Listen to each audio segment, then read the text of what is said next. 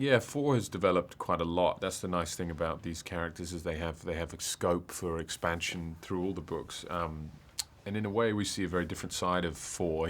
Before in the first movie, he's quite, he's quite enigmatic. You don't really know him, and you get to know him slowly. Also, you don't know exactly what side of the fence he stands in terms of his allegiance. But this time, he's got something to lose where he didn't before, which is Shay, which is Triss. So he's trying to protect her in any way that he can.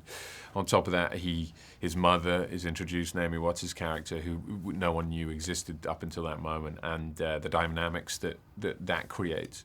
And then kind of finally, there's this question of reluctant leadership. There were people trying to push him into leadership, but he's aware of the dangers that brings with it. Naomi was great. I mean, I think I was excited that she was joining for a long time.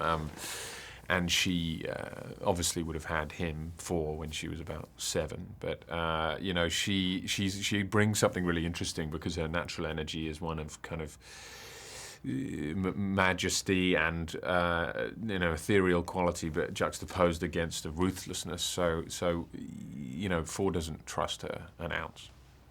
I like the train sequence. You have a huge chase sequence followed by what you think is going to be a rest, but it turns into a giant kind of fight sequence on a train where people are being thrown off, and then eventually there's a big reveal, which is the fact that his name is Tobias Eaton and they've been looking for him.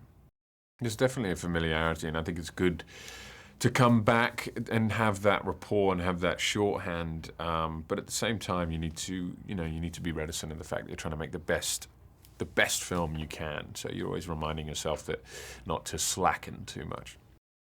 I think the whole movie, to be honest, is going to benefit from that. It's got the sim sequences are huge on a scale that I haven't really seen before, and then the action sequences are big, but also generally the scope of the movie and the cityscape shots that they've created handsomely. I think the whole movie suits it very well.